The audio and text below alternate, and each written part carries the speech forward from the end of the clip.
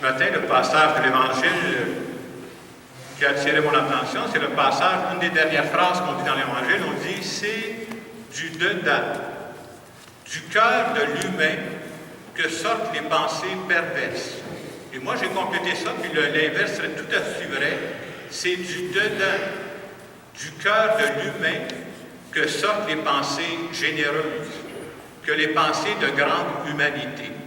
Autrement dit, le même cœur, prenez le même cœur, il peut sortir du bien de ce cœur-là, il peut sortir du mal de ce cœur-là. Et moi, ce que je retiens comme message, comment c'est important de bien entourer son cœur. Dans quoi je fais baigner mon cœur pendant la semaine? Comment je l'entoure? Qu'est-ce que je laisse entrer dans mon cœur? Et dépendant de ce que je laisse entrer dans mon cœur, c'est ce qui va sortir. Et quand je pense à ça, ça me fait penser à une recette de cuisine. Je n'ai pas l'habitude de donner gratuitement mes recettes de cuisine. Il paraît qu'un grand chef ne fait jamais ça. Et je me sens lousse ce matin, je vais partager ça avec vous gratuitement. Prenez ça quand ça passe, ça ne reviendra pas la semaine prochaine. Ça me fait penser à ceci. Si vous voulez faire cuire de la viande, puis qu'elle ait du bon goût, votre viande, je vais vous donner un truc. Là. Vous faites mariner votre viande dans une bonne sauce. J'ai même consulté Ricardo, le grand chef, il dit que quand on fait mariner sa viande, ça vient rehausser sa saveur, puis ça l'empêche de sécher. Vous pouvez faire mariner votre viande dans une sauce fruitée ou dans une sauce épicée, dépendant de vos goûts. Mais de toute façon, je peux vous promettre une chose, c'est que votre viande va finir par goûter la sauce dans laquelle vous allez la faire mariner. Fin de mon cours de cuisine. Je reviens à l'Évangile de ce matin. Quel est le message que je retiens, moi, de l'Évangile de ce matin? C'est comme si l'Évangile nous demandait dans quel genre de sauce, moi, là, je suis en train de faire mariner mon cœur. Alors, vous comprendrez que si la sauce dans laquelle je fais mariner mon cœur, c'est une sauce au goût de rancune et de jalousie, soyez pas surpris de ce qui va sortir de mon cœur. Ça va être de la rancune et de la jalousie. Puis si mon cœur marine longtemps là-dedans, là, ça risque de venir contaminer tous les aspects de ma vie, pas juste un aspect de ma vie, là, ça va toucher à tout ça. Au contraire, si je fais mariner mon cœur dans une sauce d'émerveillement dans tout ce qu'il y a de beau autour de moi, dans une sauce qui goûte l'amour et l'amitié que j'ai la chance de recevoir de mes proches, dans une sauce qui goûte la reconnaissance pour toutes les délicatesses de Dieu pour moi dans ma vie, puis que je laisse mariner mon cœur pendant des jours et des jours dans cette sauce-là, je vous dis qu'est-ce qui va sortir de mon cœur? Il va sortir de la bonté. Il va sortir de la générosité. Et c'est comme on peut dire ce matin, on nous dit que notre responsabilité à nous, là, c'est de surveiller dans quelle sauce je fais mariner mon cœur. C'est un choix que j'ai à faire. J'essaie de prendre des exemples, juste pour nous dire que quelqu'un qui fait ça, on se doute qu'est-ce qui va sortir.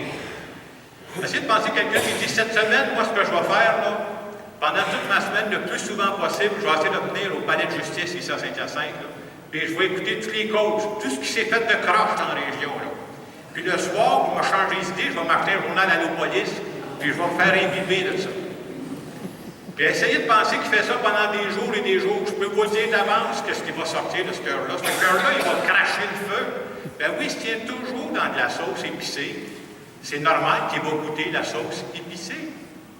Ou au contraire, est-ce que j'ai le souci de me nourrir de belles choses? Quelqu'un qui s'invente, moi, je vais aller traîner un peu au centre d'action bénévole. Je vais aller voir toutes les délicatesses qui se vivent aux soins palliatifs ici à l'Hôtel Dieu, là. Et je vais avoir le souci que quand je regarde les personnes autour de moi, de découvrir ce qu'il y a de beau, de grand dans ces personnes-là. Bien, c'est sûr. Si ce cœur-là marine pendant des jours et des jours dans cette sauce-là, ce qui va sortir de ce cœur-là, c'est de la bonté, de la générosité. Non seulement il va sortir de ça, mais cette personne-là va aussi avoir le goût de faire le bien à son tour. C'est vraiment une responsabilité. Et quand on est chrétien, quand on est chrétienne, c'est qu'on a choisi de mettre Dieu dans notre sauce. Et quand je pense à Dieu, où est-ce que je peux découvrir Dieu? Dieu, je peux le voir partout où il y a de la bonté. Partout, il y a de l'amour. Je suis capable de décoder que derrière ça, il y a Dieu qui se cache. Et ce n'est pas à cause qu'on est chrétien, qu'on est aveugle ou qu'on est sans dessein. Je sais qu'il s'en fait des choses croques dans notre monde. Je sais qu'il se fait des choses malhonnêtes dans notre monde. Mais j'ai choisi de ne pas mettre le focus là-dessus. Parce qu'à un moment donné, là, ça peut détruire mon cœur. J'ai choisi de miser sur ce qui est beau. Et des fois, ça m'amène à poser des actions très concrètes. Moi, je vous dis même que le matin, là, je me lève à 6 heures le matin. Puis j'aime être enseigné, fait que j'écoute mon ami Paul Arcand à la radio. Là. Mais à un moment donné, ça fait 10-15 minutes qu'il parle de Paul Arcand. Là.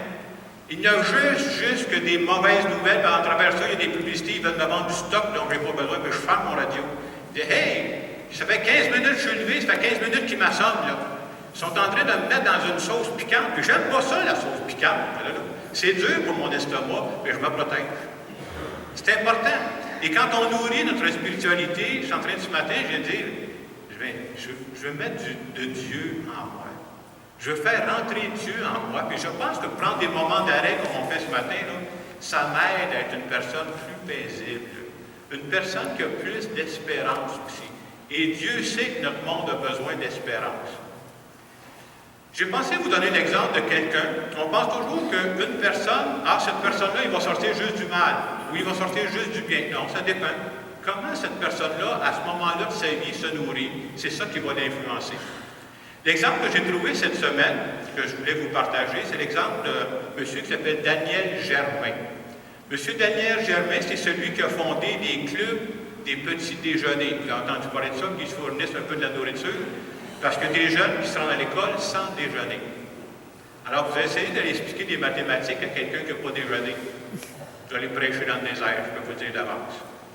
Je ne connaissais pas son histoire, alors je suis allé lire un peu sur Internet. Daniel Germain, c'est quelqu'un qui a eu une enfance difficile.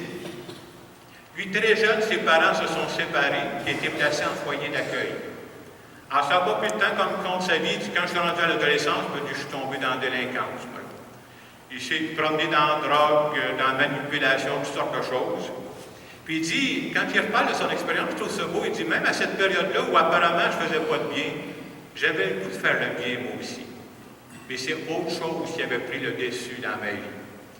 Et à l'âge de 24 ans, Daniel Germain s'est fait prendre pour un problème de drogue aux États-Unis. Et je peux vous dire qu'aux États-Unis, quand tu te fais poigner avec la drogue, c'est drôlement plus sérieux. C'est comme si ça l'a saisi, tu dis, hey, qu'est-ce que tu vas faire du reste de ta vie? Et à partir de ce moment-là, Daniel Germain a décidé d'aller donner du temps pour des œuvres humanitaires dans des pays plus pauvres. Et de 1989 à 1994, Daniel Germain a vécu au Mexique et en Haïti.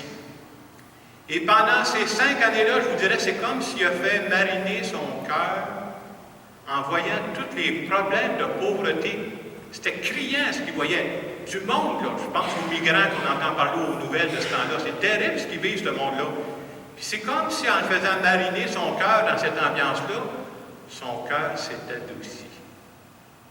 Puis il s'est dit, à un moment donné, il y en a de la pauvreté ici, puis j'ai le goût de retourner chez nous, puis je vais m'occuper des pauvres, même s'ils sont moins visibles, les pauvres chez nous. Et quand il est revenu, c'est lui qui a commencé à faire ça dans une école à Longueuil. On dit, on va servir des petits déjeuners, parce que c'est une école où il y avait beaucoup de familles pauvres, pour que ces enfants-là aient au moins quelque chose dans le ventre, avant qu'on leur mette quelque chose dans la tête. Et de petit à petit, ça s'est arrangé. Donc, vous voyez, le même homme, au début de sa vie, on pourrait dire, bien, il n'y a rien à faire avec ce gars-là. Mais à partir du moment où il a fait entrer d'autres choses dans son cœur, tout le bien qu'il a fait. Moi, le message que je retiens pour vous ce matin, là, il ne faut pas se prendre pour d'autres. C'est vrai pour chacune d'entre nous, là. Moi, je pense que de mon cœur, là, il pourrait sortir de très, très belles choses. Je pense que de mon cœur à moi, il pourrait sortir de choses très nettes. Fais attention comment tu nourris ton cœur. Trouve-toi une façon de mettre de la bonté dans ton cœur. Trouve-toi une façon de bien t'entourer. Et le message qu'on pourrait se demander ce matin, je sais de quoi mon cœur a été nourri au cours des dernières semaines. Est-ce qu'il y a des éléments qui sont dans la sauce présentement que ça serait bien que je retire de la sauce? Tu sais, du tabasco, c'est bon, mais s'il y en a trop, ça pique à un moment donné. Y a-t-il des rancunes? Y a-t-il ou alors, des choses que je vois qui sont négatives chez les autres qui peuvent être tout à fait vraies, j'accorde trop d'importance à ça, ça vient changer ma façon de regarder la vie.